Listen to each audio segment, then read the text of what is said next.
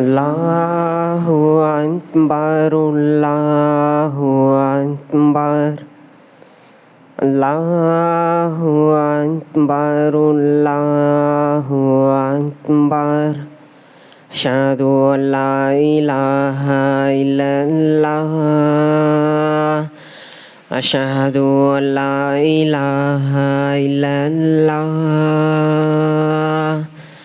அஷ்ஹது அன்ன முஹம்மத ரசூலுல்லாஹ் அஷ்ஹது அன்ன முஹம்மத ரசூலுல்லாஹ் ஹய்யா அலஸ் ஸலாஹ் ஹய்யா அலஸ் ஸலாஹ் ஹய்யா அலல் ஃபலாஹ் ஹய்யா அலல் ஃபலாஹ் அல்லாஹு அக்பர் அல்லாஹு அக்பர் லா இலாஹா இல்லல்லாஹ்.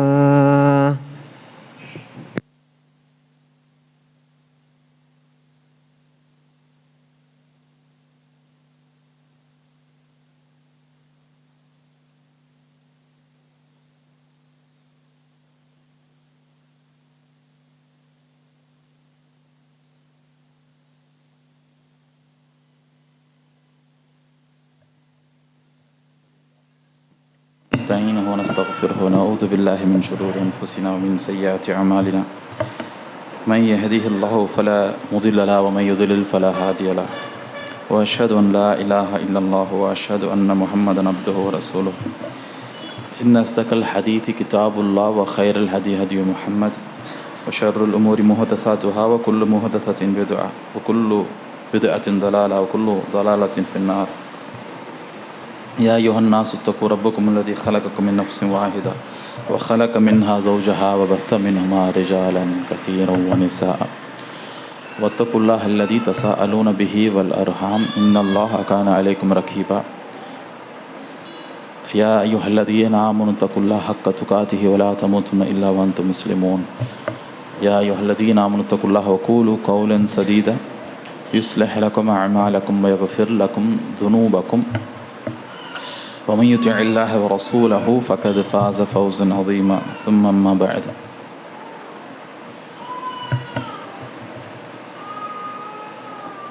அனுதினமும் நாம் வாழ்ந்து கொண்டிருக்கின்ற இந்த வாழ்க்கையில் முற்றிலுமாக மத வேறுபாடு இல்லாத நிலையில் இறைவன் இருக்கின்றான் என்று சொல்லக்கூடிய பல மதத்தை சேர்ந்தவர்களாகட்டும், இறைவன் இல்லை என்று சொல்பவர்களாகட்டும், அதற்கு இடையில் உள்ள மனிதர்களாகட்டும், அனைவருமே முற்றிலுமாக இந்த உலக வாழ்க்கையில் மூழ்கி கிடக்கின்றோம். மரணம் என்பது நிகழாது, அது ஒருபோதும் நடக்காது என்பது போன்ற நிலையில் நம்முடைய இந்த செயல்பாடுகளை அதிகமான மனிதர்கள் அமைத்து கொண்டிருக்கின்றோம். கண்ணுக்கு முன்பு பார்க்கக்கூடிய மரணத்தையே மனிதன் மறக்கக்கூடியவனாக இருக்கின்றான். இப்போ நடந்துச்சு அப்படின்னா ஒரு அரை மணி நேரம் 1 மணி நேரத்துக்கு தான் ஒரு எஃபெக்ட்டுங்கிறத இருக்கும் ஒரு மனிதனுக்கு. அதுதான் நிதர்சனமான ஒரு உண்மையாக இருக்குது நம்ம வாழக்கூடிய உலகத்தில். ஏன்னா அடுத்தடுத்து போகணும், அடுத்து அங்கே போய் சரக்கு கொடுக்கணும், இங்கே போய் சரக்கை வாங்கணும், காசு வாங்கணும், இப்படியே ஒவ்வொருவருமே நாம் அழைந்து கொண்டிருக்கின்றோம். உலக வாழ்க்கை நம்மை கடுமையாக தொடர்ந்து ஒவ்வொரு கணமும் திசை திருப்பி கொண்டே இருக்கிறது. கண்ணுக்கு முன்பு பார்க்கக்கூடிய மரணத்தை எதை நம்மால் தடுக்க முடியாதோ, எதை நாம் எதிர்நோக்கி இருக்கின்றோமோ, எதை விட்டும் விரண்டு ஓடவே முடியாதோ, மனிதன் அல்ல எந்த ஒரு படைப்பாக இருந்தாலும் சரி, அப்படிப்பட்ட ஒரு நிதர்சனமான ஒன்றை நாம் கண்டு கொண்டு இருக்கக்கூடிய, காணக்கூடிய, காணவிருக்கின்ற ஒரு மரணத்தையே நாம் எடுத்து தூர போட்டு விட்டு நாம் நம்மளுடைய வேலையை பார்த்து சென்று கொண்டிருக்கின்றோம். இதுதான் உண்மை. இப்படிப்பட்ட நிலையில் அல்லாஹ் சுப்ஹானஹு வ தஆலா திருக்குர்ஆனில் நமக்கு மிக முக்கியமான இஸ்லாத்தினுடைய அடிப்படையாக சொல்லி கொடுத்திருப்பது, இஸ்லாத்தினுடைய அடிப்படையாக இருப்பதே மறுமை நாள் என்பது நிச்சயமான நிதர்சனமான ஒரு உண்மை, அது நிச்சயமாக நடக்கக்கூடிய ஒன்று என்று அல்லாஹ் சுப்ஹானஹு வ தஆலா நமக்கு கூறி காட்டுகின்றான். அப்படிப்பட்ட அந்த முக்கியமான ஒரு நாள், தடுக்க முடியாத, யாரும் தப்பிவிட முடியாத ஒரு நாள் நம்மை நோக்கி இருக்கின்றது. அப்படிப்பட்ட அந்த நாளிற்கான தயாரிப்பு நம்மளிடத்தில் எந்த அளவுக்கு இருக்கின்றது என்பதை நாம் ஒவ்வொருவருமே சிந்திக்க கடமைப்பட்டிருக்கின்றோம். அல்லாஹ் சுப்ஹானஹு வ தஆலா திருக்குரானில் கூறி காட்டும் பொழுது, இதா ஜுல்சிலத்தில் அர்து ஜில்சாலஹா, ஒவ்வொருவருக்கும் இந்த சூறா தெரியும். பூமி கடுமையாக நடுங்கும் பொழுது பூமி மனிதனிடத்தில் பேசும் என்று அல்லாஹ் சொல்கிறான். அப்போ அந்த நாளினுடைய இந்த கடுமை என்பது நாம் கற்பனையுமே செய்ய முடியாத அளவிற்கான ஒரு கொடூரங்கள் இருக்கும். ஒரே நேரத்தில் பல விஷயங்கள் நடக்கும் என்ற திருக்குறானில் கூறி காட்டுகின்றான். வானம் சுருட்டப்படும், இந்த வானமே இல்லாமல் ஆக்கப்படும், பூமியில் இருக்கக்கூடிய அந்த மலைகள்லாம் பஞ்சாக ஆக்கப்படும், பஞ்சை போன்று நமக்கு தெரியும். இந்த மாதிரி பல வகையிலான அந்த வர்ணனைகள் அல்லாஹ் திருக்குறானில் கூறி காட்டுகின்றான்.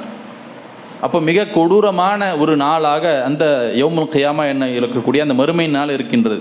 அப்படிப்பட்ட அந்த நாளிற்கான தயாரிப்பு நம்மளிடத்தில் எந்த அளவிற்கு இருக்கின்றது? அல்லாஹ் சுப்ஹானஹு வ தஆலா உண்மையை பேசக்கூடியவன், அவனுடைய தூதர் உண்மையை தவிர வேறு எதையும் பேசாதவர். அப்படிப்பட்டவங்க நமக்கு சொல்லியிருக்கும் பொழுது நம்மளுடைய உள்ளத்தில் அது எந்த அளவுக்கு ஆழமாக இருக்குது. நாம் ஒரு முஸ்லீம் அல்லாதவருக்கு போய் இந்த நம்பிக்கை நாம் எடுத்து சொல்லலாம். மறுமை நாள் என்பது உண்டு என்பதற்கு நாம் லாஜிக்காக கூட எடுத்து பேசலாம். ஆனால் தனியாக ஒரு அறையில் அமர்ந்து நம்மை நாமே ஆய்வு செய்ய பார்க்கும் பொழுது நாம் அதை எந்த அளவிற்கு நம்புகின்றோம்? இப்போ 100% இருக்குன்னா அதனுடைய அந்த மீட்டரில் மாதிரி பார்த்தோன்னா நம்ம இடத்துல எந்த அளவுக்கு இருக்குது? ஆனால் நம்மக்கிட்டே 63% தான் இருக்குது, 72% இந்த அளவுக்கு தான் நமக்கே இருக்குது. அதை நாம் 100% ஆக்க வேண்டும். 100% ஆனால் தான் முஸ்லீம். ஆனால் அது பலகீனம், மீட்டர் மாதிரி தான், அப்படியே கம்மி மேலேன்னு போயிட்டுருக்கும். நாம் அது சார்ஜ் எடுத்துவதை போல் ஒவ்வொருவருமே ஒவ்வொரு நாளுமே மறுமை நாள் என்பது நிச்சயமாக நடக்கக்கூடிய ஒன்று. அந்த நாளுக்கு என்னுடைய தயாரிப்பு என்ன என்பதை நாம் தயார்படுத்த நாம் கடமைப்பட்டு இருக்கின்றோம். இப்போ குறிப்பிட்ட ஒரு நாளில் நாம் ஒரு முதல்வருக்கான நமக்கு ஒரு மீட்டிங் நாளே கிடச்சிருச்சுன்னு வைங்க. நம்மளுடைய மிக முக்கியமான ஒரு தேவையை முற்படுத்தியோ அல்லது ஒரு குறையை நாம் சொல்வதற்கோ சீஃப் மினிஸ்டர் முதல்வரிடத்திலே நமக்கு ஒரு நேரம் கிடச்சிருச்சு. ஆனால் அந்த நாளுங்கிறது இன்னையிலிருந்து 15 நாளுக்கு அப்புறம். அந்த 15 நாளுமே நாம் எப்படி இருப்போம்? நாளைக்கு தான் முதல்வர் பார்க்குறோம் அப்படிங்கும் பொழுது அந்த ஒரு நாளைக்கு முன்னாடி தான் நம்ம அதை நினைப்போமா? 15 நாளுமே எங்கே போனாலும் திரும்ப நினைப்பு வந்துக்கிட்டே இருக்குமா? திரும்ப வந்துக்கிட்டு இருக்கும். நாம் பேசிக்கொண்டிருப்பது என்ன? முதல்வரை சந்திப்பதை பற்றி தான். இதுவும் நிச்சயமற்றது. ஏன்னா திடீர்னு அப்பாயின்மெண்ட்டு, இது அங்கே போனார் இங்கே போனார் கேன்சல் அப்படின்லாம் ஆகும். இப்படிப்பட்ட ஒரு தற்காலிகமான ஒன்றுக்கு நம்மளுடைய உள்ளத்தில் நம்மளுடைய நினைவுகளில் எவ்வளோ இடம் கொடுத்துருப்போம். நம்ம நிதர்சனமான உண்மை அதுதான்.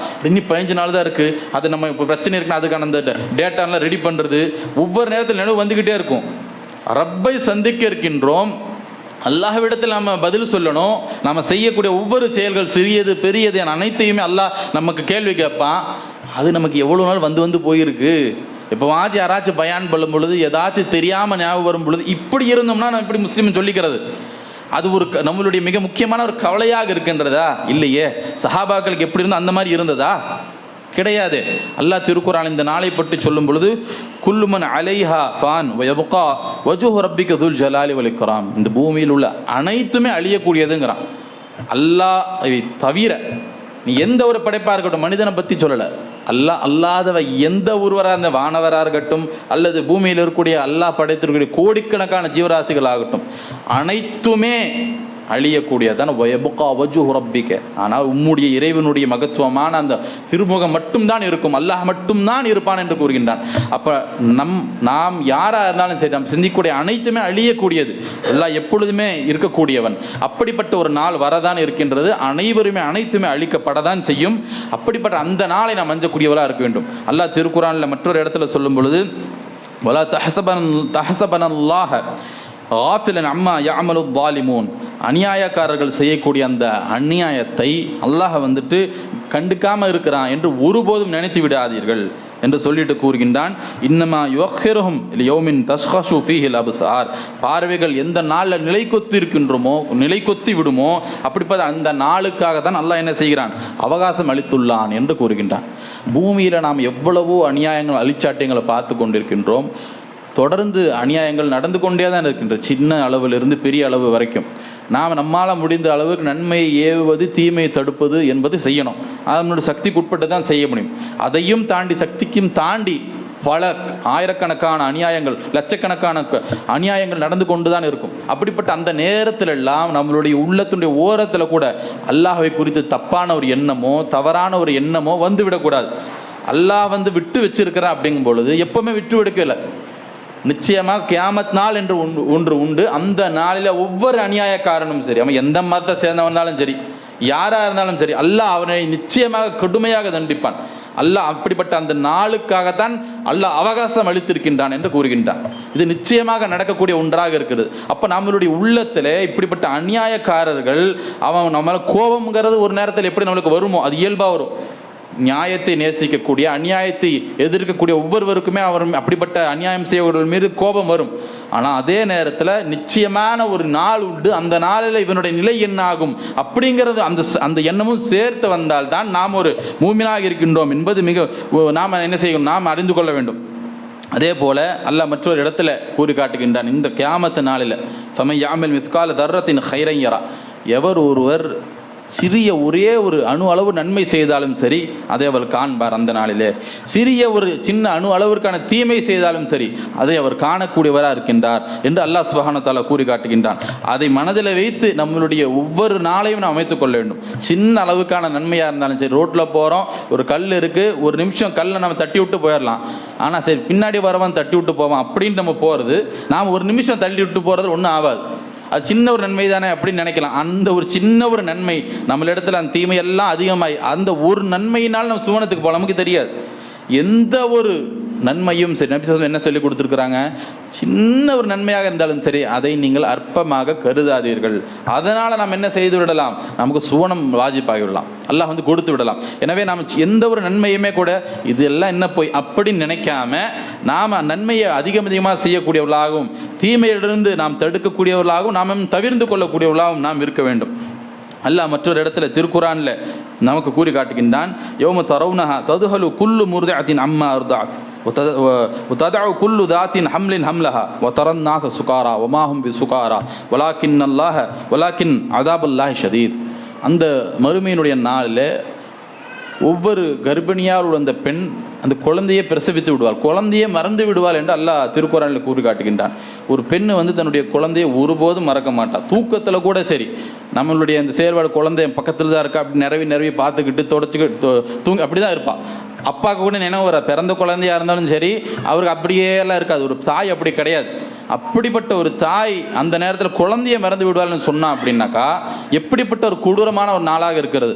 அனைவரும் போதை வயப்பட்டவர்களாக இருப்பார்கள் என்று அல்லாஹ் கூறுகின்றான். வமாஹும் பி சுகாரா. ஆனால் இது நீங்கள் உலகத்தில் போதைப் பொருள் எடுக்கிறீங்களா, அப்படிப்பட்டது கிடையாது. வலாக்கின் அதாபுல்லாஹி ஷதீத். மாறாக அல்லாஹ்வுடைய தண்டனை அன்றைய நாளுடைய கொடுமை மிக கடுமையானதாக இருக்கும் என்று அல்லாஹ் சுப்ஹானஹு வ தஆலா கூறி காட்டுகின்றான். அல்லாவே கடுமையானது, மிக கொடூரமானது என்று சொன்னால் அந்த நாள் எப்படி இருக்குன்னு யோசிச்சு பாருங்க. மனுஷன் ஒருத்தன் ஒவ்வொன்றையும் ஒவ்வொரு விதத்தில் சொல்லலாம். ஒருத்தர் ஒரு கருத்து சொல்லுவார், ஒரே பொருளை ஒருத்தன் சாப்பிட்டு இனிப்பு அதிகமாக இருக்குமா, இன்னொருத்தன் இனிப்பு கம்மியாக இருக்குமா. இது கருத்து வேறுபாடு கொண்ட விஷயங்கள். அல்லாஹ் சொல்றதுல கருத்து வேறுபாடே கிடையாது. அல்லாவே கொடுமையானது கடுமையானதுன்னு சொன்னால் அப்போ எப்படிப்பட்ட ஒரு நாளாக இருக்கிறது. அப்படிப்பட்ட அந்த நாளை குறித்து நம்மளுடைய வாழ்க்கையில் ஒரு கணமாச்சு சும்மா ஈமான் கொள்வது கிடையாது. ஈமான் என்னது கியாமத் நாள் இருக்கு, ஆமாம் இருக்குன்னு சொல்கிறது கிடையாது. அப்படிப்பட்ட ஒரு நாள் இருக்குன்னு நம்பிக்கையும் கொண்டு அந்த நாளுக்கு வேண்டி நம்மளுடைய வாழ்க்கையில் இவ்வளவு நாளில் ஒரு நாளாவது நாம் அஞ்சு இருக்கிறோமா?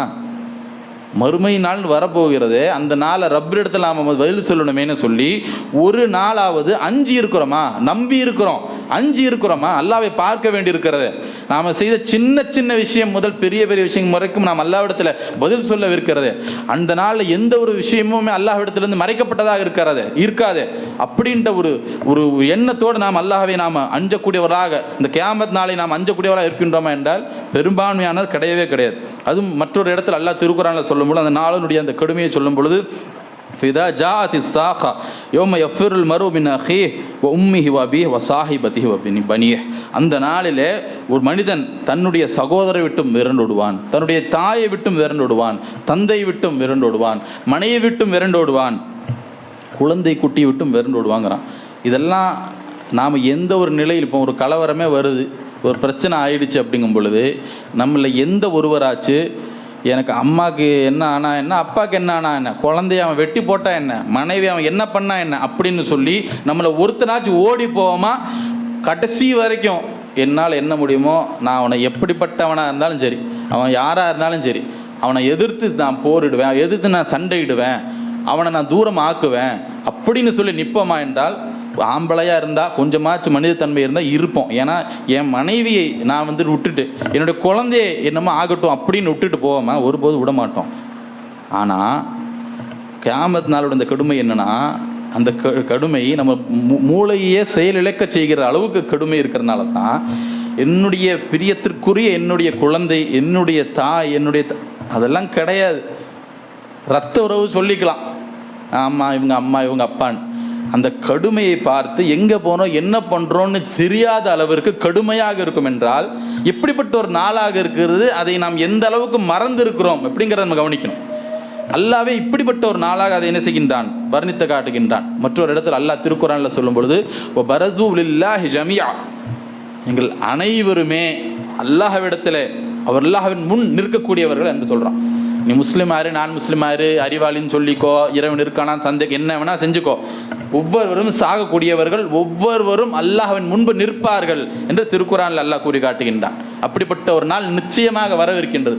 நபிகள் நாயகம் ஸல்லல்லாஹு அலைஹி வஸல்லம் அவர்கள் இறுதி ஹஜ்ஜின் போது மிக முக்கியமான போதனைகள்லாம் என்ன செஞ்சாங்கன்னா அப்படி சாறு விழிஞ்சு சொல்கிறாங்க. அதில் ஒரு பகுதியாக நபி ஸல்லல்லாஹு அலைஹி வஸல்லம் சொல்கிறாங்க, ஃபைன்ன திமாஅக்கும் வ அம்வாலக்கும் வ அராதக்கும் அலைக்கும் ஹராம், உங்களில் ஒவ்வொருவருக்குமே உங்களுடைய அந்த ரத்தம், உங்களுடைய காசு பணம், அராதக்கம் உங்களுடைய மானம் ஒருவர் மற்றவருக்கு ஹராமாக இருக்கிறது, புனிதமாக இருக்கிறது. நீங்கள் அதை என்ன செய்யக்கூடாது, உரிமை இல்லாத வகையில் அதை அபகரிக்கக்கூடாது, எடுக்கக்கூடாது என்று சொல்லிட்டு ஹுர்மத்தி யௌமிக்கும் ஹாதா ஃபி பலதிக்கும் ஹாதா ஃபி ஷஹரிக்கும் ஹாதா, அது எந்த அளவிற்கு அந்த புனிதமானது என்றால் இந்த நகருக்கு எவ்வளோ புனிதம் இருக்கின்றதோ, அல்லாஹ்வினுடைய இந்த ஆலயத்திற்கு எவ்வளோ புனிதம் இருக்கின்றதோ காபத்துல்லா, அந்த அளவுக்குங்கிறாங்க.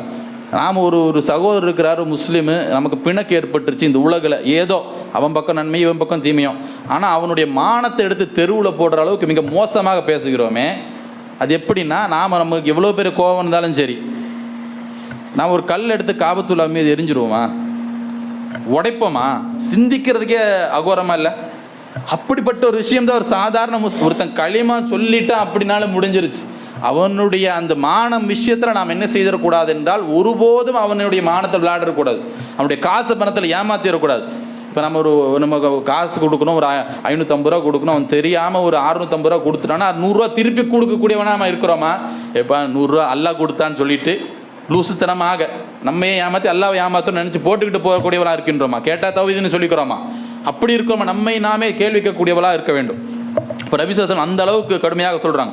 தொடர்ந்து சொல்கிறாங்க, தல்கௌன ரப்பக்கும் ஃபஸயஸ்அலுக்கும் அன் அமாலிக்கும், உங்களில் ஒவ்வொருவருமே உங்களுடைய ரப்பை சந்திக்கக்கூடியவர்கள். ஒவ்வொருவருமே முஸ்லீமாக இருந்தாலும் சரி, முஸ்லீம் இல்லாமல் இருந்தாலும் சரி, உங்களில் ஒவ்வொருவருமே உங்களுடைய ரப்பை சந்திக்கக்கூடியவர்களாக இருக்கின்றீர்கள். ஃபஸயஸ்அலுக்கும் அன் அமாலிக்கும், உங்களுடைய செயல்களுக்காக அவன் உங்களிடத்தில் கேள்வி கேட்பான். நீ முஸ்லீமாக இருந்தாலும் சரி, முஸ்லீம் இல்லாமல் இருந்தாலும் சரி, நம்மளுடைய செயல்கள் ஒவ்வொன்றுமே பதியப்படுகின்றன. இப்போ ஒன்றுமே தெரியாது, அல்லாஹ் விட்டுட்டான், என்ன செய்யணுமோ செய்யுங்க. ஆனால் ஆடு மாடு மாதிரி நம்மளுடைய வாழ்க்கையை நாம் கழிக்கக்கூடியவர்களாக இருப்போமே, ஆனால் என்றென்றும் நித்திய ஜீவனாக கூடிய இந்த மறுமையில் சுவனம் இல்லாமல் மிக மோசமான நிலையில் நாம் அமைந்து விடுவோம். எனவே நாம் அந்த நாளை ஒவ்வொருவருமே என்ன செய்யணும், நம்மளுடைய மனதில் வைத்த கொண்டு தான் நம்ம ஒவ்வொரு நாளும் நாம் கடத்த வேண்டும் என்பதை நம்ம கவனத்தில் கொள்ள வேண்டும். அதே போல் இவ்வளவு கடுமையாக இருக்கிறதே, இப்படிப்பட்ட அந்த நாளை குறித்து நபிகள் நாயகம் ஸல்லல்லாஹு அலைஹி வஸல்லம் அவர்களுக்கும் அன்னை ஆயிஷா அவர்களிடத்தும் நடந்த ஒரு சுவாரஸ்யமான உரையாடல் இருக்கின்றது. நபிகள் நாயகம் ஸல்லல்லாஹு அலைஹி வஸல்லம் அவர்கள் சொல்கிறாங்க, என்ன சொல்கிறாங்கன்னா, லைஸ ஹதுன் யுஹாசபு யௌமல் கியாமத்தி இல்லா ஹலக், அந்த கியாமத்து நாள் அன்று உங்களில் ஒருவர் விசாரணைக்கு உட்படுத்தப்படுவாரே ஆனால் அவர் அழிஞ்சார், முடிஞ்சு, அவன் கதை முடிஞ்சு, அவ்வளோதான், நாசம்தான் அப்படிங்கிற கருத்தை நபிகள் நாயகம் ஸல்லல்லாஹு அலைஹி வஸல்லம் சொல்கிறாங்க. அன்னை ஆயிஷா ரலியல்லாஹு அன்ஹா ரொம்ப ஷார்ப்பான ஆள், சிந்திப்பதில் ஃபஸ்ட்டு 1ல் இருப்பாங்க. அதனால தான் பெண்கள்லேயே நம்பர் 1 அதிகமாக ஹதீஸ் அறிவித்தவங்க யார்? அன்னை ஆயிஷா அவங்க தான். இப்போ அன்னை ஆயிஷா அவங்க கேட்ட உடனே அவங்க என்ன செய்கிறாங்கன்னா, நபி ஸல்லல்லாஹு அலைஹி வஸல்லம் அவரிடத்தில் கேட்குறாங்க, யா ரசூலுல்லாஹ் கத் கால அல்லாஹு தஆலா ஃபம்மா மன் ஊதிய கிதாபஹு பியமீனிஹி ஃபஸௌஃப யுஹாஸபு ஹிஸாபன் யஸீரா, நீங்கள் அல்லாவிடத்தில் அல்லாவால் விசாரணை செய்யப்பட்டாலே அவனுக்கு நாசம்தான் முடிஞ்சிச்சே அப்படின்னு சொல்கிறீங்களே, ஆனால் இதற்கு முரணாக அங்கே நபிசாசம் இடத்துல கேட்குறாங்க, இதுக்கு மாற்றமாக அல்லாஹ் திருக்குறானில் சொல்கிறானே அப்படின்னு சொல்லிட்டு ஆயத்தையும் எடுத்து சொல்கிறாங்க. அது என்ன வசனம்? அல்லாஹ் என்ன சொல்கிறான், உங்களில் யார் வலது கரத்தில் இந்த தன்னுடைய ஏடு வழங்கப்படுகிறாரோ அவருக்கு மிக லேசான ஒரு விசாரணை இருக்கின்றது, மிக லேசான ஒரு ஹிசாப் இருக்கின்றது என்று அல்லாஹ் சொல்கிறானே. ஆனால் நீங்கள் விசாரணை அழைக்கப்பட்டால் முடிஞ்சிருச்சுங்கிறீங்களே, என்னது இது அப்படின்னு கேட்குறாங்க. இப்போ நபிகள் நாயகம் ஸல்லல்லாஹு அலைஹி வஸல்லம் என்ன செய்யலை, கோவப்படலை, திட்டலை, எனக்கே நீ ரொம்ப ஸ்மார்ட்டாக மூவ் இப்படியெல்லாம் சொல்லலை. சந்தேகம் எழுது அப்படிங்கும் பொழுது நபிகள் நாயகம் ஸல்லல்லாஹு அலைஹி வஸல்லம் கண்ணியமான முறையில் பதில் சொல்கிறாங்க. இன்னமா தாலிக்கல் இர்த் வலைஸ அஹதுன் யுனாகஷுல் ஹிசாபு யௌமுல் கியாமத்தி இல்லா உத்திப். நபிகள் நாயகம் ஸல்லல்லாஹு அலைஹி வஸல்லம் சொல்கிறாங்க, ஆமாம் அப்படி ஆயத்து இருக்குது. அதனுடைய அர்த்தம் என்னென்னா, அந்த நாளில் அவருக்கு அமலை எடுத்து காட்டப்படும். அதாவது நல்லவர்கள் மிக உயர்ந்த நிலையில் இருக்கக்கூடியவர்களுக்கு அல்லாஹ் என்ன செய்ய மாட்டான் அப்படின்னாக்கா, சும்மா பேருக்கு ஃபார்மாலிட்டின்பாங்கல்ல, அப்படிப்பட்ட ஒரு வகையில் அல்லாஹ்வால் ஃபார்மாலிட்டிக்கு விசாரணை, இது விசாரணைன்னு சொல்ல முடியாது. அதனால தான் நபி ஸல்லல்லாஹு அலைஹி வஸல்லம் சொல்கிறாங்க, தாலிக்கல் எடுத்து காட்டுறது தான், அவ்வளோதான். அந்த அளவுக்கு அல்லாஹ் நளினமாக மிக மிக லேசாக சிலர் இடத்துல என்ன செய்வான் என்றால், அந்த வலதுசாரர் இடத்துல அவன் நடந்து கொள்வான். இது விசாரணைன்னு சொல்ல முடியாது, எடுத்து காட்டுறது தான். ஆனால் அதற்கு மாற்றமாக நபி ஸல்லல்லாஹு அலைஹி வஸல்லம் சொல்ல வரக்கூடிய கருத்து அடுத்த வார்த்தையில் சொல்கிறாங்க, எவர் ஒருவர் நோண்டி நோண்டி கொஞ்சம் குடஞ்சு அல்லாஹ் அடுத்து அந்த செஞ்சு அது என்னன்ட்டு போயிடுச்சுனாலே முடிஞ்சிருச்சு. கொஞ்சம் அல்லாஹ் அதுக்கு அடுத்துன்னு போனால் இல்லா உத்திப, அவன் தண்டிக்கப்படாமல் இருக்க மாட்டான். ஒன்று மேம்போக்கா அல்லாஹ் விட்டுட்டானா ஓகே, அல்ஹம்துலில்லாஹ் அல்லாஹ் விட்டான்னு அர்த்தம். அடுத்து இவன் நியாயம் பேசுகிற மாதிரி அங்கே போய் கணம் கோட்டாளர் அவர்களே, அங்கெல்லாம் நடக்காது. அந்த அளவுக்கு அவன் திருப்பி பேசணும் என்றோ, தன்னிடத்தில் நியாயம் இருக்கு அல்லாஹ் அநியாயம் பண்ணிட்டான் என்றோ, அப்படிப்பட்ட மாதிரியான நினைப்பெல்லாம் இருந்துச்சு அப்படின்னா, அதுவும் கொஞ்ச நேரத்தில் அல்லாஹ்வுடைய நீதியை பார்த்து தொடரை தெரியப்படும்.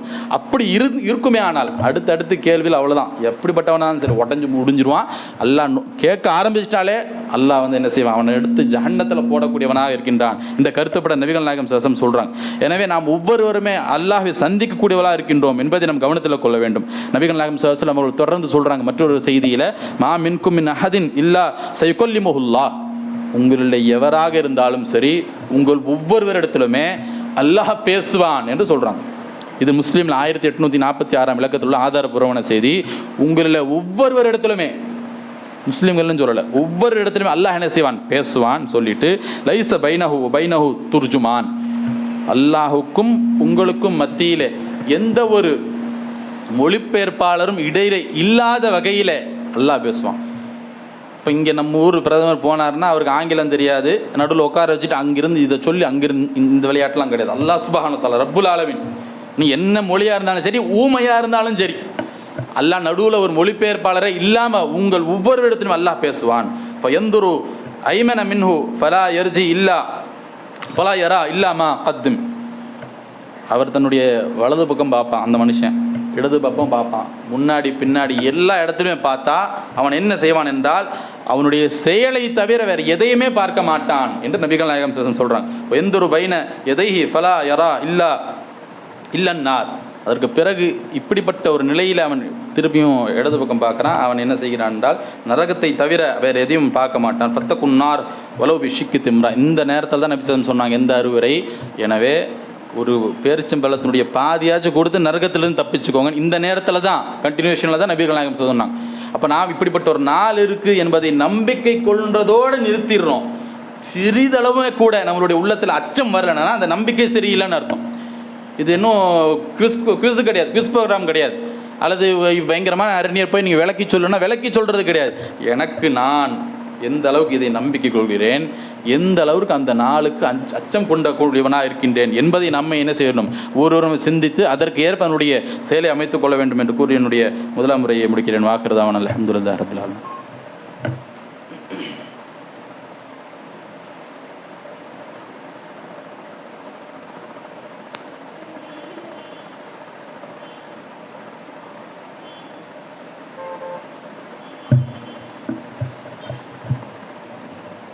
அல்ஹம்துலில்லாஹி வஸ்ஸலாத்து வஸ்ஸலாமு அலா ரசூலில்லாஹ். பாலஸ்தீனத்தில் தொடர்ந்து நடந்து வந்த அந்த ஒரு போர், இனப்படுகொலை நிறுத்தப்பட்டு விட்டது, முடிஞ்சிருச்சு என்ற பொய்யான ஒரு பாசாங்கான ஒரு வார்த்தையை சொல்லி, மறுபுறம் தொடர்ந்து அந்த இனப்படுகொலைங்கிறது சற்று வீரியம் கொண்டு தொடர்ந்து நடந்து கொண்டு தான் இருக்கிறது. இந்த சீஸ்ஃபயர் என்ற இந்த போர் நிறுத்தம் ஆரம்பிக்கப்பட்டதிலிருந்தே இந்த பயங்கரவாத நாடாக இருக்கக்கூடிய இந்த இஸ்ரேல் இதுவரைக்கும் எந்த அளவிற்கு எத்தனை முறை அந்த ஒப்பந்தத்தை முறிப்பது ரொம்ப பேர் போனவங்க. அவன் அல்லாவிடத்திலேயே ஒன்றுக்கு மேற்பட்ட முறையில் ஒப்பந்தத்தை முறித்தவன், நபிமார்களையே கொலை செய்தவர், அப்படிப்பட்ட நிலையில் இருக்கக்கூடியவர் மனுஷனோட மனுஷன் ஒப்பந்தம் போட்டால் அது என்னது? அது சும்மா.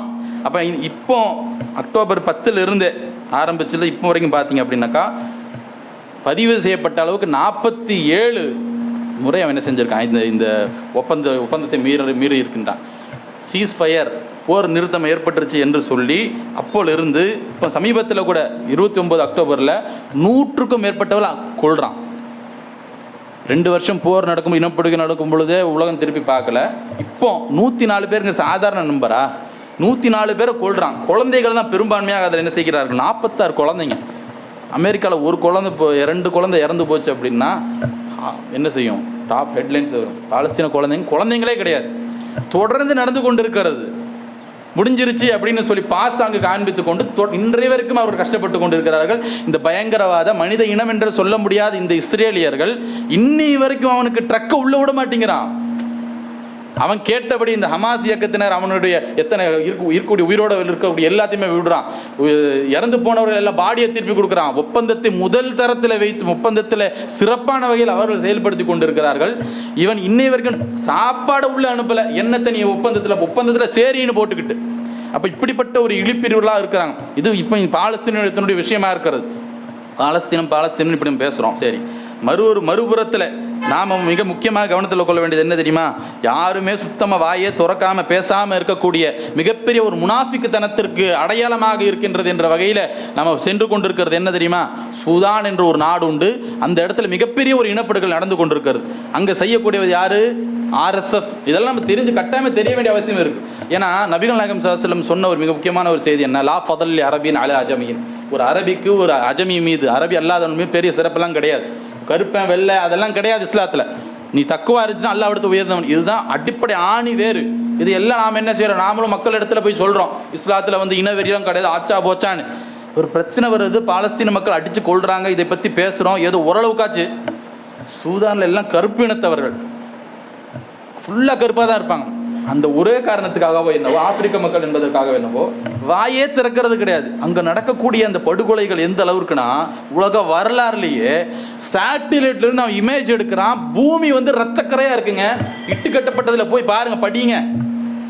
சேட்டிலைட்டுங்கிறது எவ்வளோ எவ்வளோ எவ்வளோ மேலே இருக்கும் என்ன தெரியும்? அங்கேருந்து உங்களுக்கு மலை தெரியும், பெரிய பெரிய பில்டிங்குகள் தெரியும். அப்படிப்பட்ட சேட்டிலைட் இமேஜ்களில் இன்னை வரைக்கும் கூகுளில் போய் நீங்கள் அந்த சூடானுடைய பகுதி எல் ஃபஹஷா போன்ற பகுதியிலெல்லாம் போய் நீங்கள் ஜூம் பண்ணிங்கன்னா அப்படியே மேலேருந்து ரத்தக்கரைகள் தெரியுது. எவனும் பேசுறதில்ல. கருப்பாக இருந்த மனுஷனே கிடையாதா? முஸ்லீம்கள் உட்பட அதை பற்றி பேசுகிறோமா? சுத்தமாக கிடையாது. 50,000க்கும் அதிகமான பேர் அந்த இப்போ வரைக்கும் அந்த இனப்படுகொலை என்ன செஞ்சுருப்பாங்க? கொல்ல விட்டுருப்பாங்க. ஆனால் அங்கே விஷயம் என்ன? உள்நாட்டு பிரச்சனை சொல்லிட்டு போகலாம், கிடையாது. அங்கே என்ன பிரச்சனைனாக்கா சூதானில் இருக்கக்கூடிய ஒரு ஆர்மி இருக்குது, இராணுவம் இருக்கிறது. அதற்கு எதிர்த்து என்ன செய்கிறாங்க அப்படின்னாக்கா RSFன்ற ஒரு படை இருக்குது. அந்த படை UAEயிலிருந்து என்ன செய்கிறது? அரபு அமீரகம் தான் என்ன செய்யுது? காசு பணம் ஃபுல்லாக வெப்பன்ஸ் எல்லாம் கொடுக்கறது.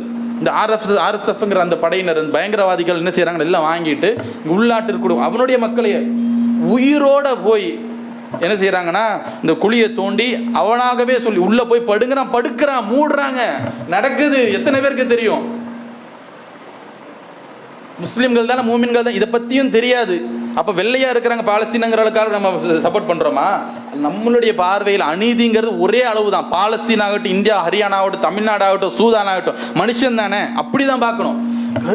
கற்பர் அப்படிங்கிறதுனால ஒண்ணுமே பேசாம அதை பத்தி யோசிக்காம, சரி எத்தனை ஜமாத்துகள் இது குறித்து குடுத்து நாஜலான்னு பாசாங்க பண்ணாங்கல்ல, எழுதையாச்சும் அறிக்கையாச்சும் விட்டாங்கல்ல, எவனும் ஃபாலோ அப்பும் பண்ணல. அந்த ஆச்சு செஞ்சா அதையாச்சும் செஞ்சாங்கன்னா தெரியாது, ஒன்றும் தெரியாது. அல் ஜஸீரா உட்பட அங்கே சொல்றாங்களே தவிர பேசுறது இல்லை. நம்ம பேசிக்கொண்டிருக்க இந்த காலகட்டத்தில் மிக கொடூரமான பாலியல் பயங்கரவாதம் இந்த பெண்கள் மத்தியில் பெண்களுக்கு நடந்து கொண்டிருக்கிறது. சூதானில் குழந்தைகளுக்கு சாப்பாடு இல்லாமல் கஷ்டப்பட்டு கொண்டிருக்கிறார்கள். எல்லாத்துக்கும் காரணம் UAE, யுனைடெட் அரப் எமிரேட்ஸ் அமீரகம். இஸ்ரேல்னா ஒரு மாதிரி, UAEனா நமக்கு வேற ஒரு பார்வையா? பேசுறது இல்லை, தெரியறது இல்லை. இதற்கு பகரமாக அவன் என்ன கிடைக்குது அப்படின்னா தங்கம். அவன் எங்கே தங்க ஜுவல்லரியில் பார்க்குற எங்கேருந்து வந்து இந்த தங்க சோரம் இருக்குது யுஏஇயில் ஃபுல்லாக சூடான்லேருந்து இவங்க சப்போர்ட் பண்ணுறான். என்ன இவன் ஃபுல்லாக அங்கே வெப்பன்ஸை கொடுக்குறான், ஃபுல்லாக வெப்பன்ஸ் கொடுக்குறான். சூடான் அதிகமாக இந்த ஆர்எஸ்எஃப் படையினை ஆக்கிரமிச்சுட்டே போகிறாங்க. அதற்கு பகரமாக என்ன செய்கிறான் என்றால் தங்கத்தை அப்படியே ஃபுல்லாக எடுத்துக்கிறான். ரஷ்யா வந்து 2 படையினருக்குமே கொடுக்கறது, ஆர்எஸ்எஃப்க்கும் கொடுக்குது, எஸ்ஏஎஃப்க்கும் கொடுக்கறது, சூதான் ஆர்மிக்கும் கொடுக்கறது. எல்லாம் நம்ம சகோதரர் 90க்கும் அதிகமான முஸ்லீம்கள்லாம் சுன்னான்னு சொல்கிறோம்ல, ஷியாக்கள் கிடையாது, அப்படிப்பட்ட முஸ்லீம்கள் தான். கருப்பர்கள் என்பதால் கவனிக்காமல் இருக்கிறோமா? எப்படிப்பட்ட ஒரு அநியாயம். அப்போ இவர்களுக்காக குறைந்தபட்ச விஷயம் என்ன நடக்குதுன்னு தெரிஞ்சு அதை பற்றி பேசுவது, சொல்லுவது. இப்போ மெக்டானல்ட்ஸ் இருக்குது, அந்த மாதிரி இருக்குன்னா அந்த இடத்துல போய் தாவா செய்வது, அங்கே இருக்கக்கூடிய முஸ்லீம்களை போய் வெக்கமில்லாமல் நிறைய பேர் சாப்பிட்றாங்க, விஷயம் தெரியாது. இப்போ நம்மளால் முடிஞ்ச அளவுக்கு புறக்கணிப்பது, இவர்களுக்காக குனூத்து நாசிலா ஓதுவது, இதெல்லாம் தேவையாக இருக்குது. நான் உண்டு, என் வேலை உண்டு என்று நாம் நடந்து கொண்டிருந்தால் இந்த பயானுடைய ஆரம்பத்தில் சொன்ன மாதிரி கியாமத் நாள் ஒரு நாள் இருக்குது, அந்த இடத்துல பதில் சொல்லணும். எப்படிப்பட்ட நபி ஸல்லல்லாஹு அலைஹி வஸல்லம் அவர்கள் பிலாலை எப்படி பார்த்தாங்களோ அப்படி தான் அபூபக்கரை பார்த்தாங்க. பிரியம்ங்கிறது வேற, உரிமைன்னு வரும்பொழுது கருப்பனா வெள்ளையாவது சுருட்ட முடியாவது சரி, யாராக இருந்தாலும் சரி, இதுதானப்பா மார்க்கம். அதுக்கு நேர் மாற்றமாக அதை அந்த பக்கமாக கண்ணை அப்படியே மூடிக்கிட்டோம் அப்படின்னா அறிந்து கொள்ளவும் ஆர்வமும் இல்லை, ஏதாச்சும் செய்யணுங்கிற ஒரு எண்ணமும் இல்லை, துவாவும் கிடையாதுன்னா அப்போ என்ன முஸ்லீம், என்ன மோமின்? அப்போ நாம் அவர்களுக்காக அதிகமாக துவா செய்யக்கூடிய நேரத்தில் இருக்கும். போய் ஒவ்வொருவரும் அறிந்து கொள்ளுங்க என்னதான் நடக்குது என்பதை சுற்றி என்ன நடக்கிறது என்பதை நாம் அறிந்து கொள்ள வேண்டும் என்பதையும் சொல்லி என்னுடைய 2ஆம் முறை முடிக்கிறேன். வாக்குறதவன் அல்ஹம்துலில்லாஹி ரப்பில் ஆலமீன்.